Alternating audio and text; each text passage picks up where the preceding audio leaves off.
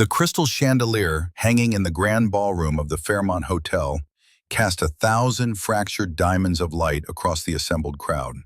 It was a light that seemed to mock Liam Holt, illuminating the threadbare nature of his suit jacket and the worn collar of his shirt. He stood slightly apart from the glittering throng, a quiet island in a sea of champagne and self-congratulation. His wife Clara was the center of a radiant circle of her colleagues, her laughter sharp and bright. She was a senior vice president at a major financial firm, and this charity gala was, for her, a victory lap. For Liam, it was an obligation, a biannual exercise in quiet humiliation. Clara caught his eye from across the room. She beckoned him over with an imperious flick of her fingers, a gesture one might use for a waiter or a wayward child. Liam moved with a practiced calm, navigating the clusters of tuxedoed men and women in shimmering gowns. As he approached, Clara's boss, Mark Renshaw, a man whose tailored suit cost more than Liam's monthly mortgage payment, gave him a lazy, dismissive glance. "Ah, Liam," Clara said, her voice carrying a theatrical brightness that set Liam's teeth on edge. "Mark was just telling us about the new acquisition. Utterly brilliant. It's all numbers and strategy. A bit over your head, I imagine." Liam offered a small, polite smile. "It sounds impressive." "It is," Mark said, his tone oozing condescension. He looked Liam up and down, a subtle inventory of his perceived failures. "Clara is a killer, an absolute asset. I don't know what I'd do without her." He placed a hand on the small of Clara's back, letting it linger. Liam noted the gesture, filed it away, another piece of data in a growing collection. "Oh, Mark, you exaggerate," Clara purred, though she was clearly thrilled. She then turned her brilliant, cutting smile on Liam. "My Liam is brilliant in his own way, of course. He draws the most wonderful little blueprints. Don't you, darling? Little houses, little additions. It's all very artistic." The circle of colleagues chuckled. It wasn't a loud, boorish laugh, but something far more cruel, a soft, polite, understanding titter. It was the sound of a pack confirming its own superiority. They saw a man who was a drag on his successful wife, a creative type with no real ambition, a gentle failure tethered to a shooting star. Liam's smile didn't waver. He met Clara's gaze, and for a fleeting moment, the practiced brightness in her eyes faltered, replaced by a flicker of something. Annoyance? Guilt? It was gone as quickly as it appeared. He felt the familiar weight in his pocket, the cool, smooth cylinder of his fountain pen. It was a vintage Mont Blanc, a simple, elegant piece from the 1950s. To Clara, it was just another of his odd, impractical affectations.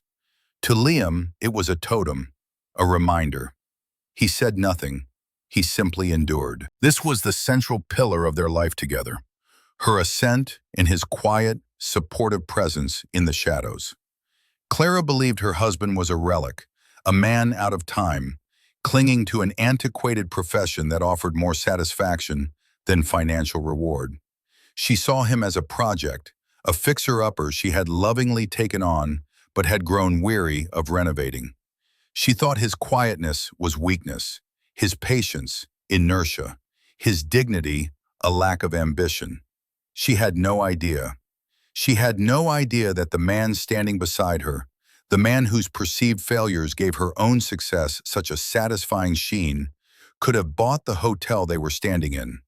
Not with a loan, but with the loose change from one of his smaller investment accounts.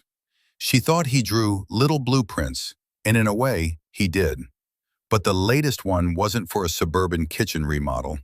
It was for a billion-dollar corporate campus in Singapore, a project so confidential that even its code name had a code name. The man they all pitied, the quiet, artistic husband, was the sole founder and principal of one of the most exclusive and profitable architectural firms in the world.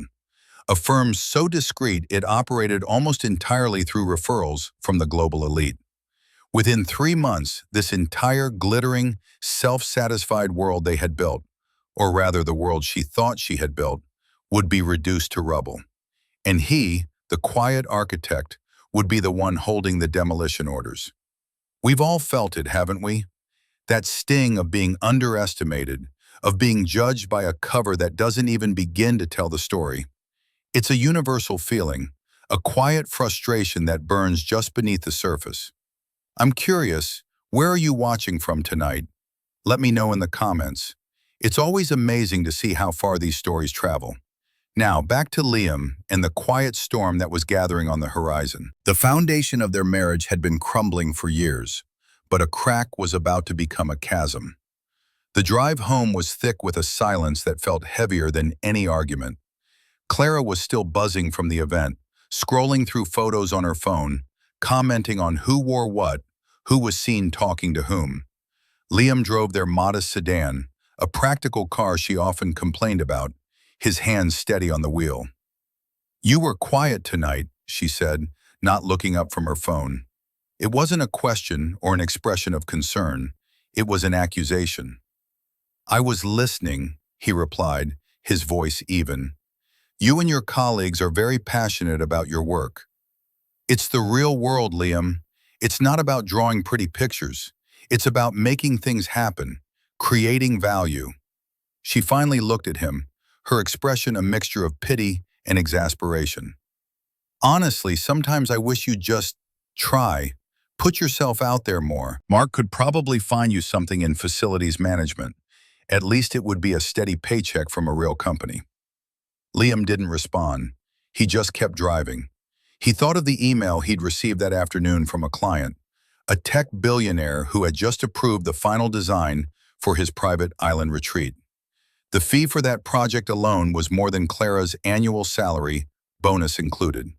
He thought of the quiet satisfaction of solving a complex structural problem, of creating a space that was not just beautiful, but functional and enduring. He thought of the team of brilliant architects he employed, the people whose livelihoods depended on his vision and leadership. "I'm happy with my work, Clara," he said softly. "Happy doesn't pay the bills," she snapped back, the facade of party girl charm dissolving into her more common domestic frustration. "I pay the bills. Have you forgotten that? Do you have any idea the pressure I'm under to maintain this lifestyle, our lifestyle?" He glanced around the interior of the 10-year-old car. He looked at his simple, off-the-rack suit. He thought of their comfortable but decidedly modest suburban home. He wondered exactly what lifestyle she was referring to. It certainly wasn't his. It was the one she performed for her friends and family, a life of imagined luxury propped up by her income and constrained by their shared fiction. The fiction of his financial dependency. That fiction, he knew, was the cornerstone of her identity, and he was about to take a sledgehammer to it. The following Sunday was a ritual. Lunch at the home of Clara's parents, Richard and Eleanor Vance. Their house was a monument to aspirational taste, a sprawling, new-build McMansion in a gated community. It was all beige stucco, oversized columns, and a two-story foyer with a chandelier that was a gaudier, cheaper cousin to the one at the Fairmont. As an architect, Liam found the entire structure offensive, a collection of expensive mistakes, a testament to the fact that money could not, in fact, buy taste. Eleanor greeted them at the door, her cheeks tight from a recent cosmetic procedure. She kissed Clara, then offered Liam a cool, dry cheek. "Clara, darling, you look exhausted. You're working far too hard." She shot a pointed look at Liam. "Some people have it so easy." Richard was in the living room, a cavernous space dominated by a massive flat-screen television and a white leather sofa that looked both uncomfortable and impossibly sterile. He was a portly man who had made his fortune in commercial plumbing supplies. He carried himself with the unshakable confidence of a man who believed his financial success made him an expert on all subjects. "Liam," he boomed, not getting up, "still drawing your little houses?" It was his standard greeting, the same one he'd used for the past 5 years. "Something like that, Richard," Liam replied, taking a seat on the edge of the stiff sofa. Lunch was served on the patio, overlooking a manicured lawn and a swimming pool that was a startling chemical blue. The conversation, as always, orbited around Clara's success, her recent bonus, the praise from her boss, Mark, the possibility of her making partner within the next few years. Liam was a silent observer, a ghost at the feast. "It's a shame, really," Eleanor said, delicately cutting into her salmon. "All that education you got, Liam. Architecture, it sounds so grand, but it just doesn't seem to pay, does it? Not in the real world." "The world needs artists, my dear," Richard said with a magnanimous wave of his hand. "Of course it needs people like us to pay for the art." He winked at Clara, who gave him a grateful smile. Liam felt the familiar slow burn of anger, an emotion he had learned to transmute into cold, clear focus. He reached into his jacket pocket, his fingers closing around the smooth, cool barrel of his Mont Blanc pen. He uncapped it beneath the table, feeling the satisfying click of the mechanism. He thought about the weight of it in his hand when he'd signed the contract for the Zurich Financial Center, a skyscraper that was already reshaping the city's skyline. He thought about the ink flowing onto the page as he'd finalized the incorporation papers for Orion Architecture and Design, the holding company that managed his vast and varied portfolio.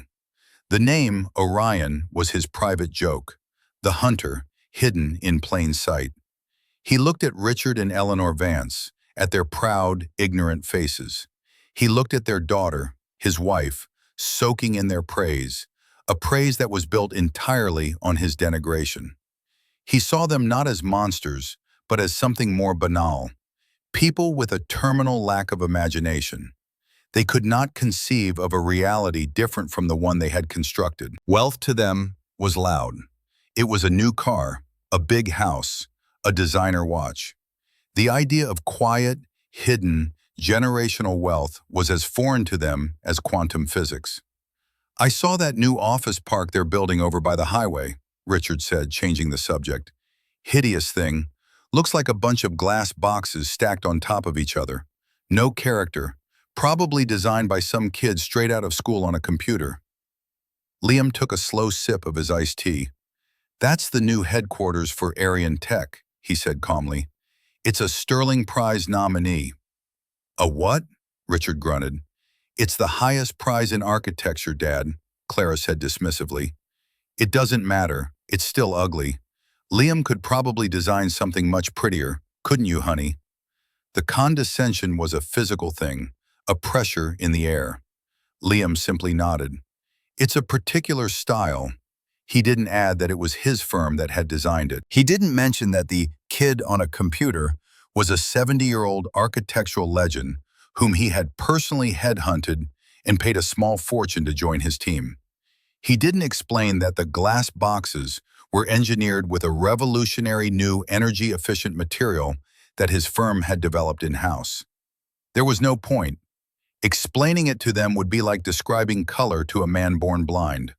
So he just sat there, the architect of a shimmering glass empire, and let them believe he was a man who drew little houses. He cataloged the insults. He noted the casual cruelty. Each one was another brick in the wall he was building between his old life and the one that was about to begin.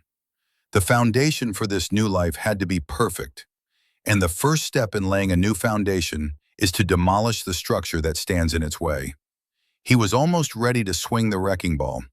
A few weeks later, the slow burn of their lives erupted into a small, contained fire. Liam was in his home office, a converted spare bedroom that was cluttered but meticulously organized. Every book, every pencil, every roll of blueprints had its place. He was sketching on a tablet, refining the flow of a public library design, when Clara burst in, waving her phone like a trophy. "Guess what I did?" she said, her eyes alight with a manic, triumphant energy. Liam put his stylus down. "What did you do, Clara?" "I booked it! First-class tickets to the Maldives. A week at one of those overwater bungalows. It's non-refundable, so don't even try to argue." She was beaming, her smile wide and challenging. Liam felt a profound sense of weariness settle over him. The Maldives, that sounds expensive. Of course it's expensive. It's the best.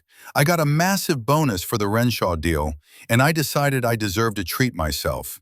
And my parents, they've been so stressed lately. Liam absorbed the information, breaking it down into its component parts. The unilateral decision, the deliberate mention of the bonus from her boss, Mark, the inclusion of her parents, and the unspoken but deafeningly loud exclusion of him. So, you, your mother, and your father are going to the Maldives, he stated, his voice devoid of emotion. Well, of course. You can't afford to come, obviously, she said, the words sharp and precise, designed to cut. And besides, someone has to stay here and watch the house. You can use the time to work on your little projects. Maybe you'll even land a client who can pay you in actual money for a change. This was new.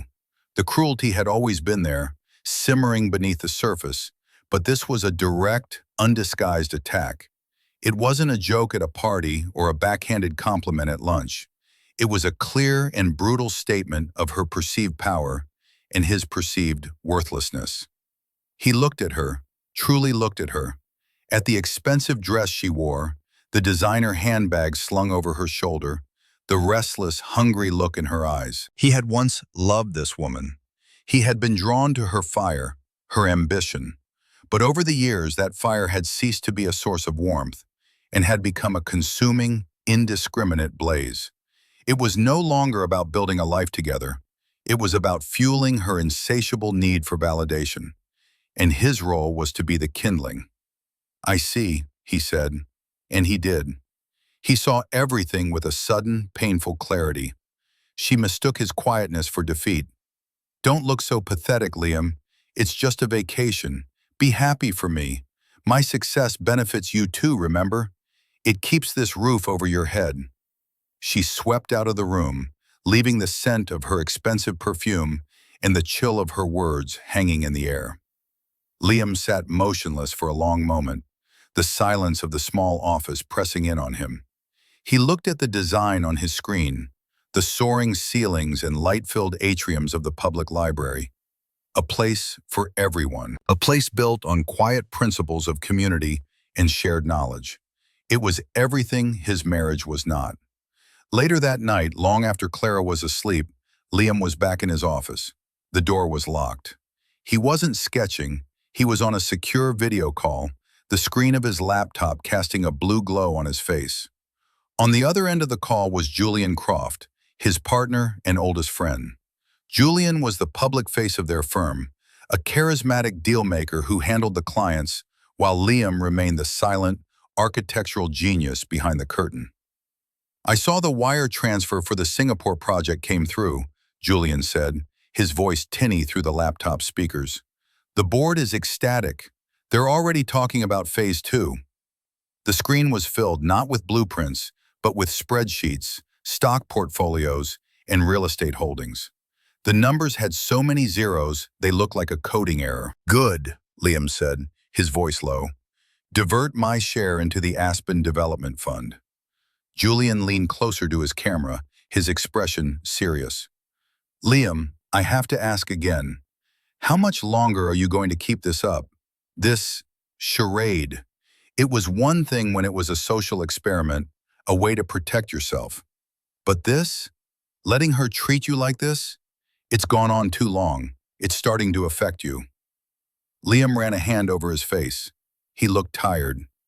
The foundations have to be perfect before you build the tower, Julian. You know that. A structure built on a compromised base will inevitably collapse. What does that even mean? It means I needed to be sure, Liam said, his gaze distant. I needed to know if there was anything left to salvage, any part of the original structure that was still sound. And is there? Julian asked gently. Liam was silent for a moment. He thought of Clara's triumphant expression as she announced her trip. He thought of her casual, brutal dismissal of his worth. No, he said, his voice flat and final. There isn't. The entire thing is rotten. It needs to be demolished. Julian nodded slowly, a look of grim understanding on his face. All right then, the documents are ready. I've had the legal team on standby for 6 months. You just say the word." "It's almost time," Liam said. He looked toward the closed door of his office, toward the quiet house where his wife was dreaming of Maldivian beaches and her own brilliant success. "There's going to be a party for her birthday. I think that would be a fitting venue." A sense of cold resolve settled over him. For years, he had been the architect of buildings. Now he was about to be the architect of a reckoning, and he would design it with the same meticulous, unforgiving precision he applied to all his other projects. The night of Clara's 40th birthday party arrived like a gathering storm front. The air in their suburban home was humid and thick with the scent of expensive flowers and catered hors d'oeuvres. Liam had, at Clara's insistence, paid for the party. He'd done so by quietly selling off a small, almost negligible stock holding, a transaction that had taken him 30 seconds on his phone. Clara believed he had emptied his meager savings account, a narrative she found both touching and faintly pathetic. Their house was filled with her world, sleek, predatory colleagues from her firm, laughing too loudly, friends from her yoga class, all bone-thin and dressed in flowing linen. And of course, her parents, Richard and Eleanor, holding court by the fireplace, radiating smug satisfaction. Liam moved through the crowd like a phantom, refilling glasses, smiling politely, a gracious host in his own public execution. Mark Renshaw was there, of course. He had arrived with a gift for Clara that was ostentatiously large and wrapped in gold foil. He greeted Liam with a hearty slap on the back that was more of a blow than a friendly gesture. "Liam, good man, keeping the home fires burning while the rest of us are out slaying dragons, eh?" He laughed, and Liam saw Clara, standing beside him, laugh along with him. Mark's hand once again found the small of her back, a casual gesture of ownership that no one seemed to notice but Liam. Liam saw it all. He was an architect of spaces, and he understood how people moved within them, the invisible lines of power and desire that connected and repelled them. He saw the way Clara leaned into Mark's space. He saw the way her friend's eyes flickered toward him with a mixture of pity and contempt. He was the quiet, unassuming anchor weighing down their glittering friend. The evening wore on, a symphony of clinking glasses and brittle laughter. Liam found a quiet corner in the kitchen, watching the proceedings through the pass-through window. He felt strangely detached, as if he were observing a simulation of his own life. He felt the weight of the Mont Blanc pen in his pocket, a familiar comfort. He had used it that afternoon to sign the final authorization for Julian. The wheels were in motion. The wrecking ball was swinging. Finally, the moment came. Clara, her face flushed with champagne and adoration, clinked a spoon against her glass. The room quieted. "I just want to thank you all for coming," she began, her voice ringing with emotion. "Turning 40 is, well, it's a milestone, and it makes you think about your life, about the choices you've made." She beamed at the crowd, at her parents, at Mark. Her eyes scanned the room and finally landed on Liam, who had emerged from the kitchen to stand at the edge of the living room. "I look at my life, and I am so proud of what I built." She paused for effect. "My career, my friendships, this beautiful life." Then she turned her full attention to Liam, a slow, pitying smile spreading across her face. The room became intensely quiet. Everyone sensed that this was the main event. "And I want to give a special thanks to my dear husband, Liam." Her voice was syrupy sweet, but her eyes were cold steel. "He's my rock. He reminds me that not everyone is meant to build empires in the sky. Some people are meant for quieter, simpler things. He proves that even if you can't build a business, you can at least build a lovely bookshelf." She gestured to the floor-to-ceiling bookshelf that Liam had, in fact, designed and built in the early years of their marriage. It was a beautiful piece of craftsmanship made of dark walnut with intricate joinery. It was the only thing in the room he was truly proud of. The room erupted, not in raucous laughter, but in the same polite, knowing, cruel chuckles he had heard at the gala. It was the sound of consensus. Mark Renshaw caught his eye and gave him a little wink, a gesture of shared masculine understanding from a winner to a loser. Liam didn't flinch. He didn't look away. He held Clara's gaze across the crowded room. The smile on her face faltered for a second as she looked at him. She had expected him to look hurt, embarrassed, or perhaps to force a pained smile. She had not expected this. His expression was not one of anger or humiliation. It was one of absolute, chilling calm. It was the look of a structural engineer who has just identified a fatal flaw in a building's design. It was the look of a judge about to pass sentence. In that moment, the party was over for him.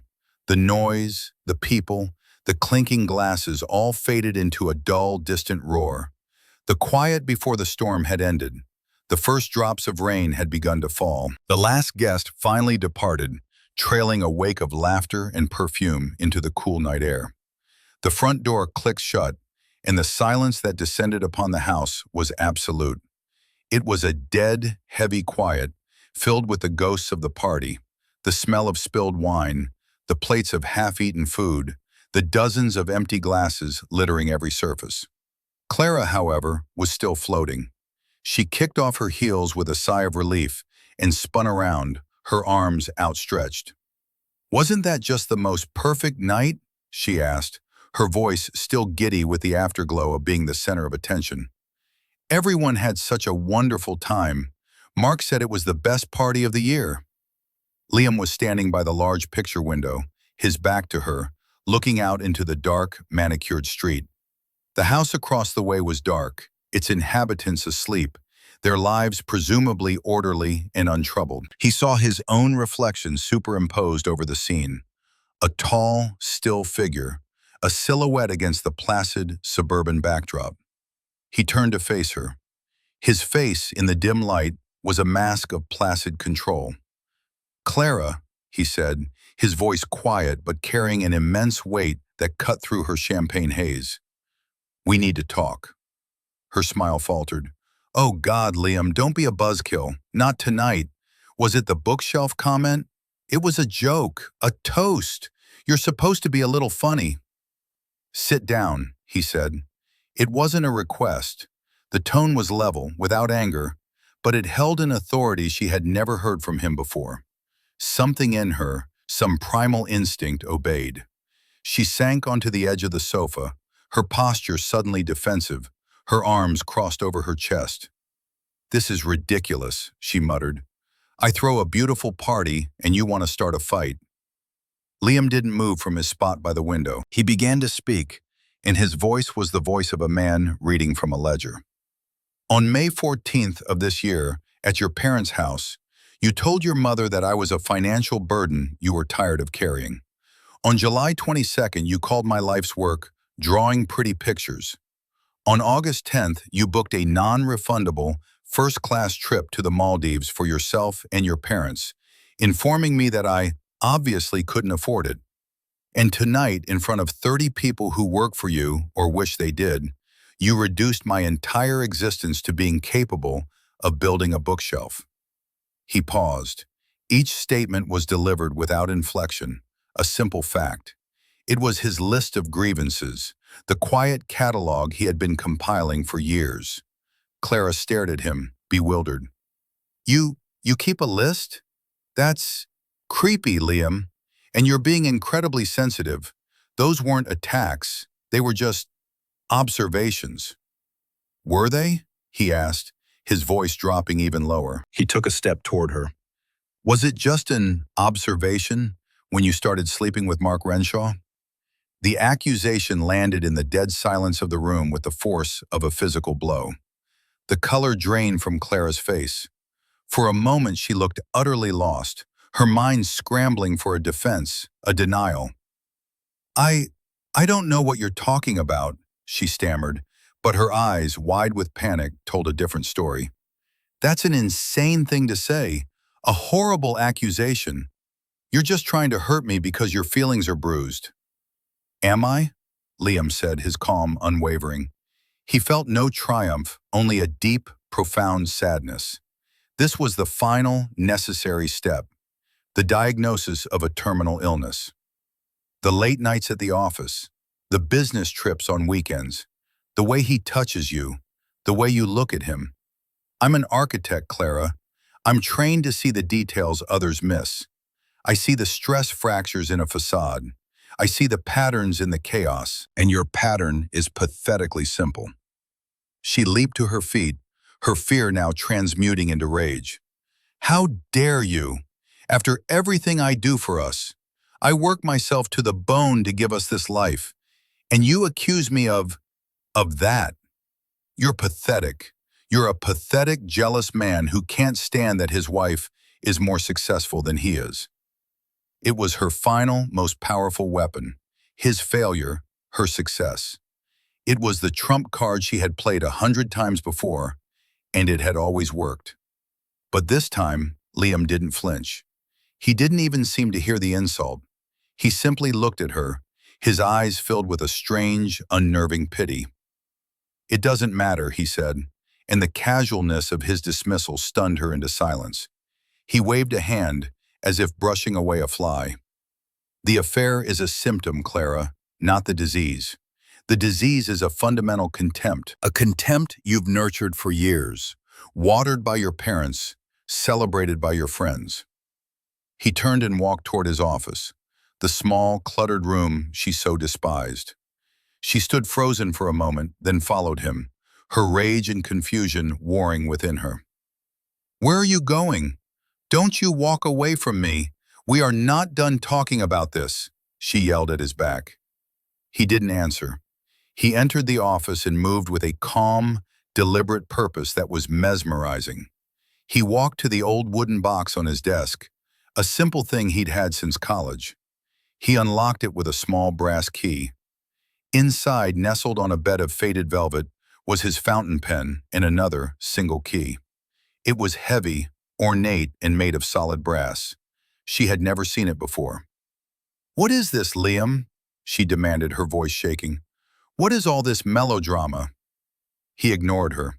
He took the key and walked to the walnut bookshelf, the one she had so recently mocked. He ran his hand along the spines of the books on the third shelf, then pressed a specific volume, a worn copy of Vitruvius's De Architectura. There was a soft, satisfying click, and a section of the bookshelf swung inward, revealing the flat, gray steel door of a wall safe. Clara gasped. Her mind couldn't process what she was seeing. A hidden safe? In their house? In Liam's pathetic little office?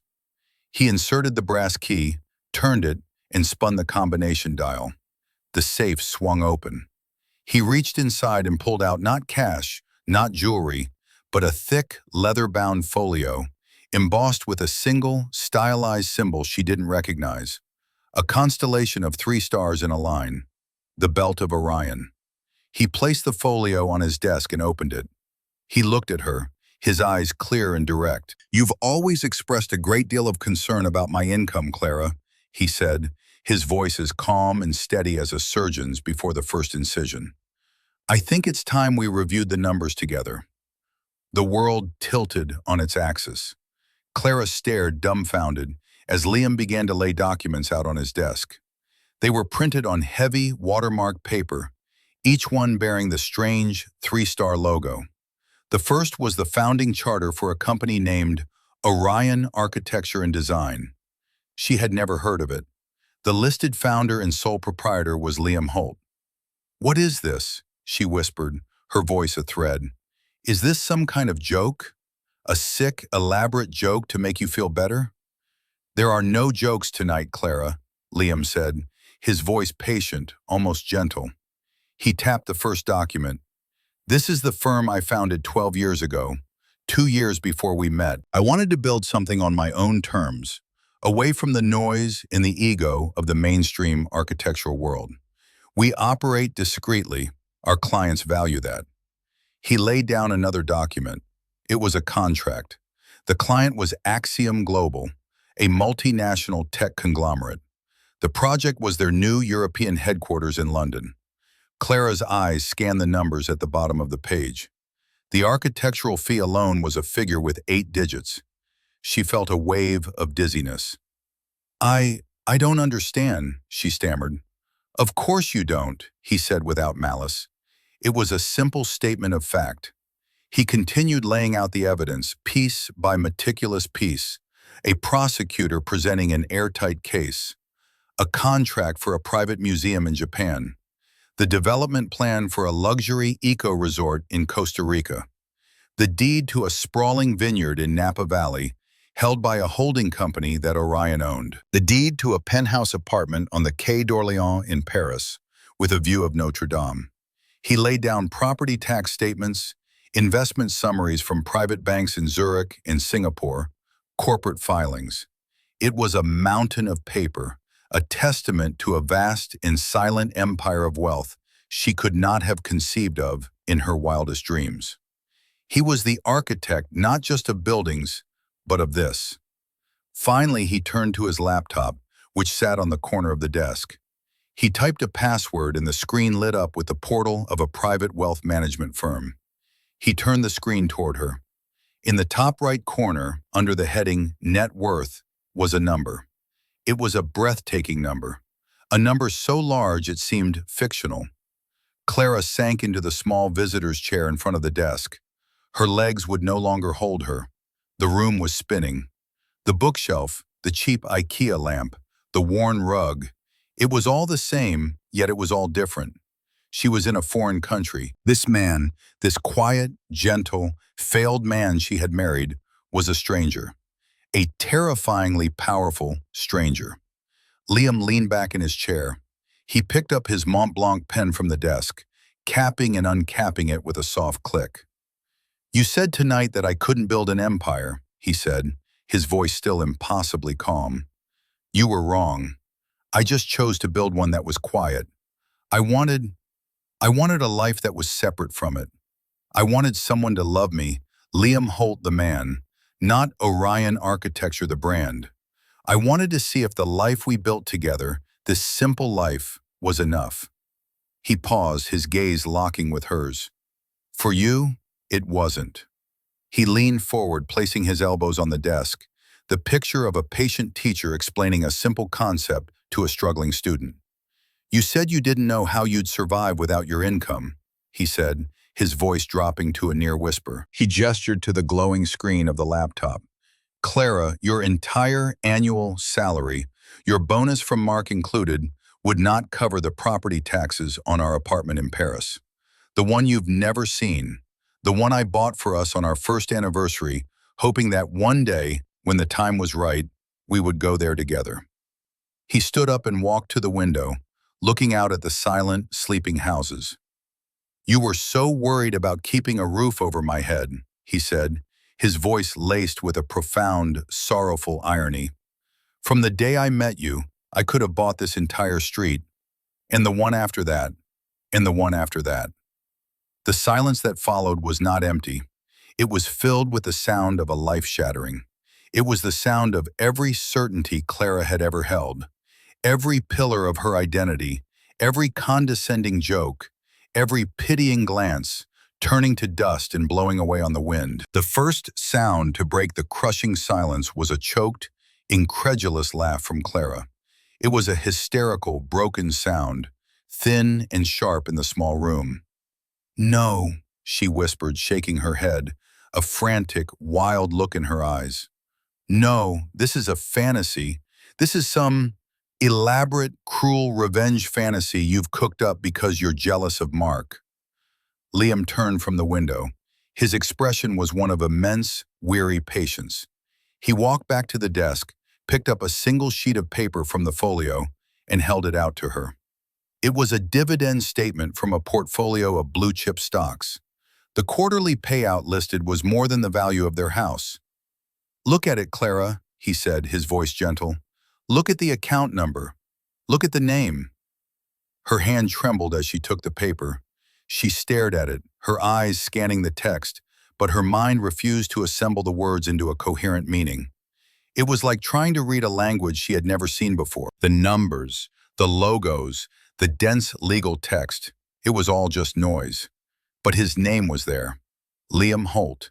And the numbers were undeniably real. He then logged into the banking portal on his laptop again. With a few clicks, he navigated to a transaction history. He pointed to a recent withdrawal. "There," he said, "that's the money for your party. I sold 0.01% of my holdings in a single tech stock. It took about 30 seconds. He then pointed to another line item. "And that's the wire transfer to the travel agency for your trip to the Maldives with your parents. I took care of it last week. I thought it would be a nice surprise." The blood drained from her face. The trip, the ultimate symbol of her power over him, of her success and his dependence. He had paid for it. He had paid for her grand gesture of contempt with the financial equivalent of pocket lint. The humiliation was so profound, so complete, it was like a physical blow. The denial crumbled, and naked panic took its place. This was real, all of it. The quiet man she had mocked and pitied was a giant, and she had spent years poking him with a stick. "Liam," she began, her voice cracking, tears beginning to well in her eyes. It was a different kind of crying from her usual frustrated tears. This was the sound of pure terror. "Liam, I didn't know. Oh my God, I had no idea." She stumbled out of the chair and fell to her knees in front of him, grabbing his hands. Her hands were cold and clammy. "I love you," she sobbed, looking up at him, her face a mess of mascara in disbelief. "I love you. I was stressed. The pressure at work, my parents. I said those things, but I didn't mean them. Not really." He looked down at her, at this woman he had once cherished, now kneeling on the floor of his office, begging. He felt nothing. Not anger, not triumph, not even pity anymore. He felt only a vast, empty distance. He gently pulled his hands from her grasp. "You don't love me, Clara," he said, and his voice was not cruel, but devastatingly final. "You love the idea of being the successful one, the powerful one, the rescuer, and you despise what you thought I was, a gentle, unambitious man who was content with a simple life. The problem is, they were always the same person. You just never bothered to look closely enough to see." Her phone, discarded on his desk, began to buzz. The screen lit up. "Mom." It buzzed again. "Dad." She ignored it, her eyes fixed on Liam's face, searching for a crack in his composure, a flicker of the old, accommodating husband she knew. She found nothing. "We can fix this," she pleaded, her voice raw. "I can fix this. I'll change. I swear. We can go to Paris. We can do anything you want. Just, please, don't look at me like that." He looked around the small office, at the blueprints pinned to the corkboard, at the worn spines of his books, at the simple desk where he had quietly built an empire while she was out chasing a promotion. "Can we?" he asked, the question hanging in the air between them. He looked back down at her, his expression unreadable. "You can't fix a building with a cracked foundation, Clara. You can patch it, you can paint over it, but the structural flaw remains. Sooner or later, it all comes down. Our foundation is shattered." He gestured to the documents, the glowing screen, the open safe. "This didn't break it. This just revealed the cracks that were there all along." The week that followed was a study in disintegration. Liam checked into the presidential suite of the Fairmont, the very hotel where his public humiliation had reached its apex. The irony was not lost on him. The suite was larger than the entire ground floor of his house, with a sweeping view of the city skyline he had helped to shape. He had his meals catered by the hotel's finest restaurant and spent his days on the phone with Julian, calmly and methodically beginning the process of disentangling his life from Clara's. Clara, meanwhile, remained in their house. But it was no longer their house. It was a museum of her colossal failure, a monument to her blindness. Every object seemed to mock her. The bookshelf, once a symbol of his simple-mindedness, was now a Trojan horse that had concealed the destruction of her world. The modest kitchen, which she had always complained about, now seemed like an affectation he had tolerated, a piece of stagecraft for a play in which she was the only one who didn't know the lines. She tried to regain her footing, to find solid ground, but the earth kept crumbling beneath her. On Monday, she went to work, her face a carefully constructed mask of normalcy. She walked into her office and found a message from Mark Renshaw's assistant. Mr. Renshaw will be in strategic planning meetings off-site for the remainder of the week. He is unavailable. She called his cell. It went straight to voicemail. She sent him a frantic text. "We need to talk. It's about Liam." There was no reply. The word had gotten out. Liam hadn't said a thing to anyone, but Julian, acting on his behalf, had made a single, quiet phone call to the chairman of the board of Clara's company, a man with whom Orion Architecture had a long and profitable history. The call was brief, a simple inquiry about a potential joint venture, but the message was clear. Liam Holt was a man of consequence. Mark Renshaw, who had built his career on taking calculated risks, suddenly found himself on the wrong side of an incalculable one. His affair with the wife of a nobody was a private indiscretion. An affair with the wife of Liam Holt was a career-ending catastrophe. He cut her off completely, a limb amputated to save the body. That evening, Clara drove to her parents' house, desperate for the familiar comfort of their validation. She found them in the living room, their faces grim. "We saw the charge on the credit card," Richard began, his voice tight. "First-class tickets to the Maldives. What were you thinking, Clara?" "What?" She was bewildered. "You were excited about it." "That was before your husband's lawyer called us," Eleanor said, her voice thin and reedy. "A man named Julian Croft. He was very polite. He simply wanted to inform us that Liam would be handling all future family financial matters, and that a new trust was being established for our well-being." Clara stared at them. "Liam did that?" "He's cutting us off," Richard bellowed, his face turning a blotchy red. "After all we've done for you, for him. We welcomed him into our family."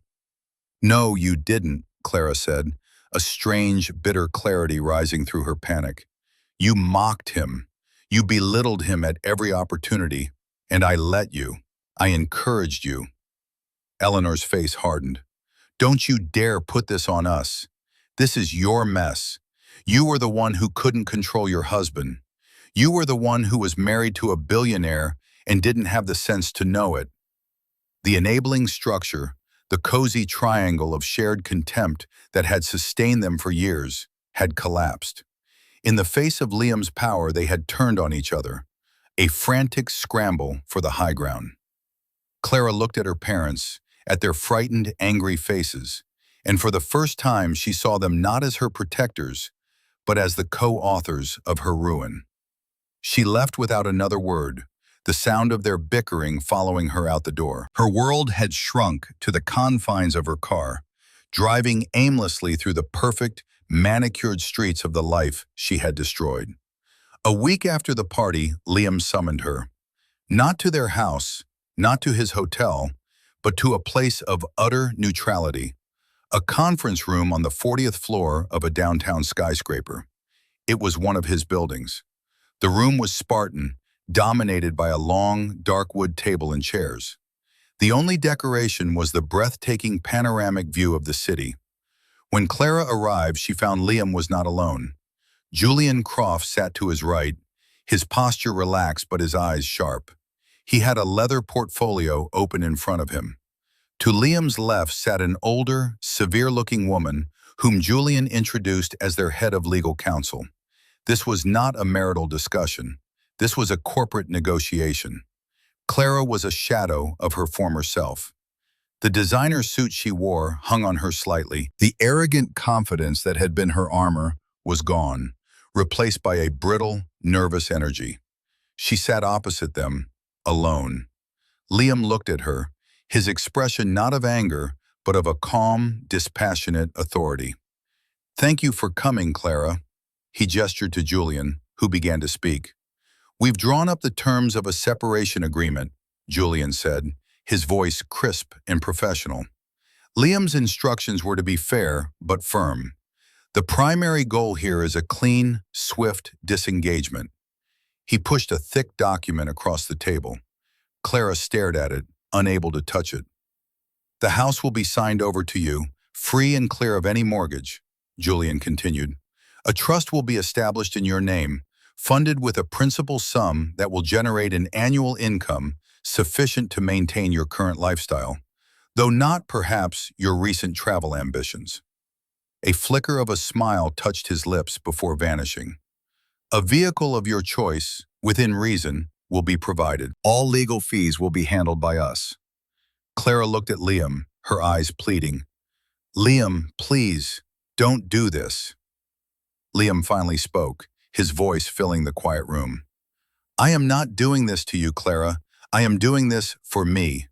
For years, my life has been defined by a fiction that you and your family created. A fiction I allowed, hoping that what was underneath it was real. I was wrong." He leaned forward. "I am not going to be punitive. I will not do to you what you so feared I would become. I won't leave you with nothing. Your well-being is a loose end I wish to tie up. But the marriage is over. Trust, once pulverized, cannot be glued back together. It must be rebuilt from a new foundation, with new materials. I am not willing to undertake that project with you." He then shifted his gaze, as if her parents were in the room. "Your daughter's cruelty was not born in a vacuum. It was nurtured by your approval, your condescension, your shared delusion that a man's worth is tallied on a bank statement. I hope, for your own sakes, that you reflect on that." The finality of it all washed over Clara. This wasn't a negotiation. It was the reading of a will. The life she had known was dead and buried. All that was left was to dispose of the assets.